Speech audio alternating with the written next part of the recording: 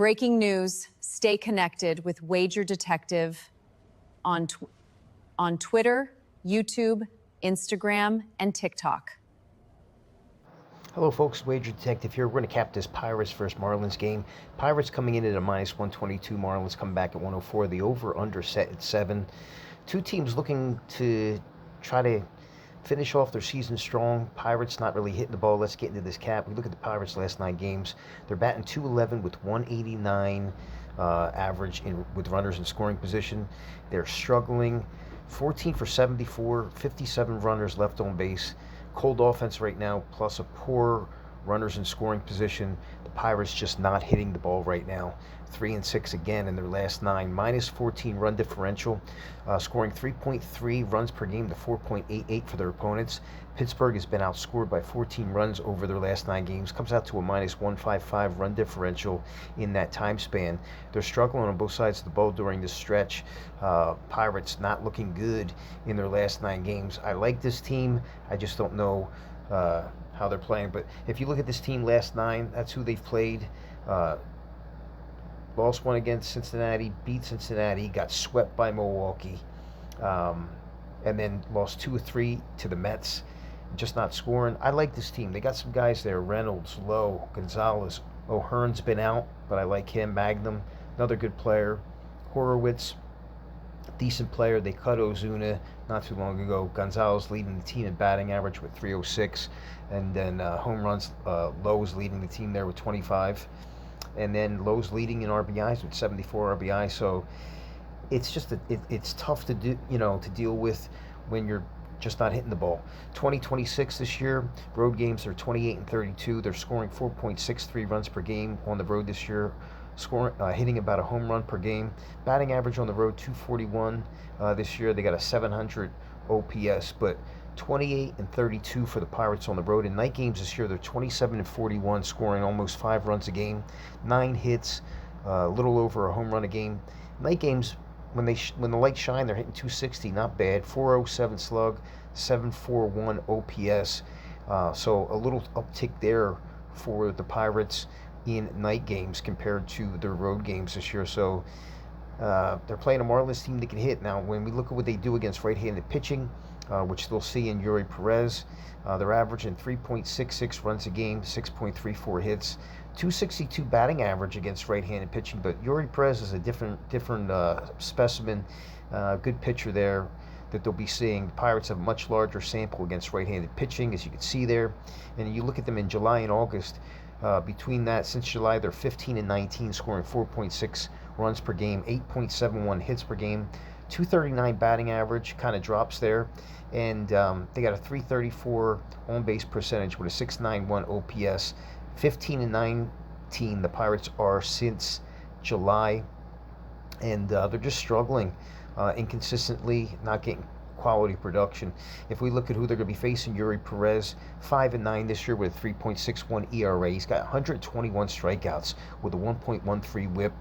And we look at what he's done on the season, 3.61 ERA.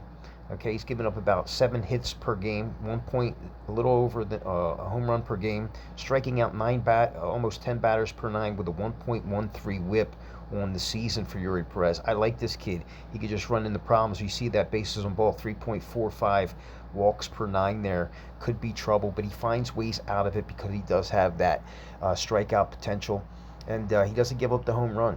So when we look at him last 5 starts, 0-5. He's pitched 30 innings over his last 5 starts, 3 ERA. He's given up almost 8 hits per 9. Hasn't given up a home run in his last 9, but he is walking 3 batters per 9, striking out 9 batters per 9, a little over 9 batters per 9, and just not really that good in the last 5 starts. They're minus 15 run differential. They're only scoring 1.40 runs per game in Yuri Perez's last 5 starts to 4.4 for their opponents. And he's only given up 10 earned runs in 30 innings pitched for a 3 ERA. So when you look at that, it's not Yuri Perez's fault that they're losing in his last 5. We look at Yuri Perez in home splits this year.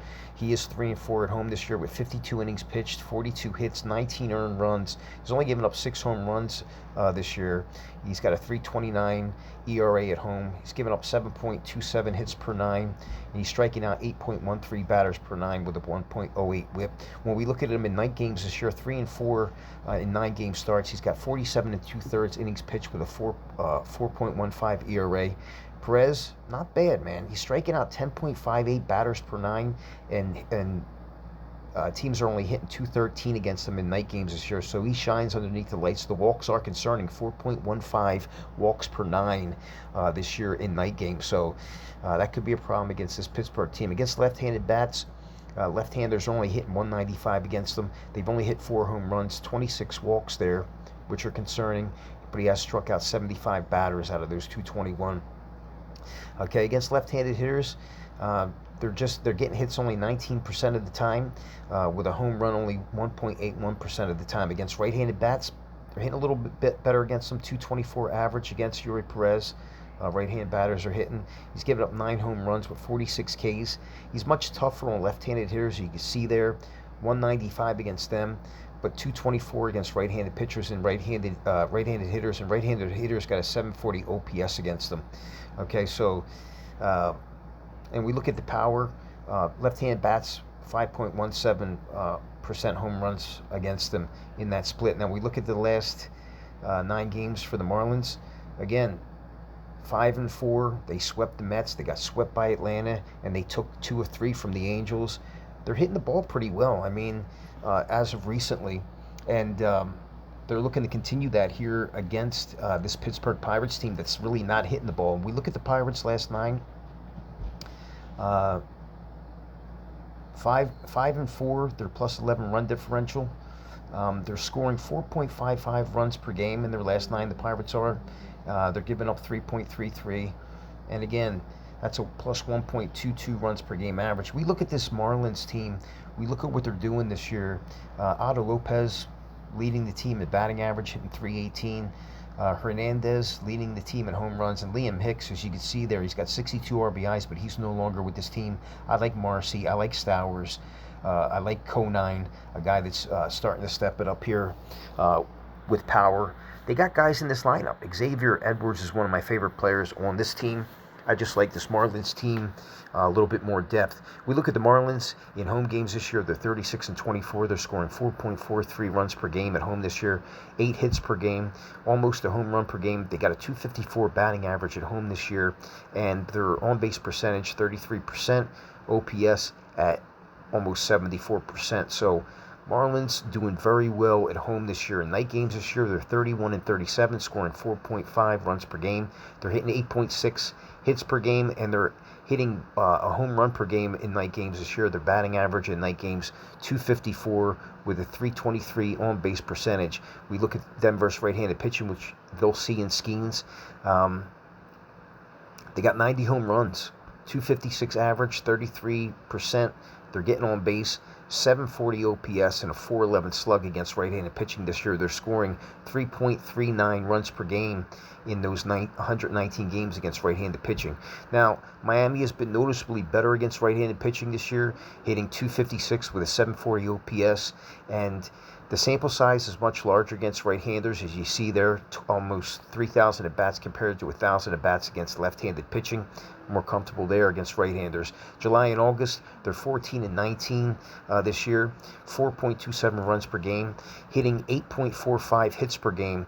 Their batting average is 253 since July, with getting on base 33% of the time, with an OPS of 732. Again, scoring 4.27 runs per game since July and 1.27 home runs per nines. They got power there, but they need to be a little bit more consistent, and consistency is the reason why they're not having a better record. They're going to be going against Paul Skeens. Paul Skeens this year 9-10 with a 3.96 ERA, 162 strikeouts with a 1.12 WHIP.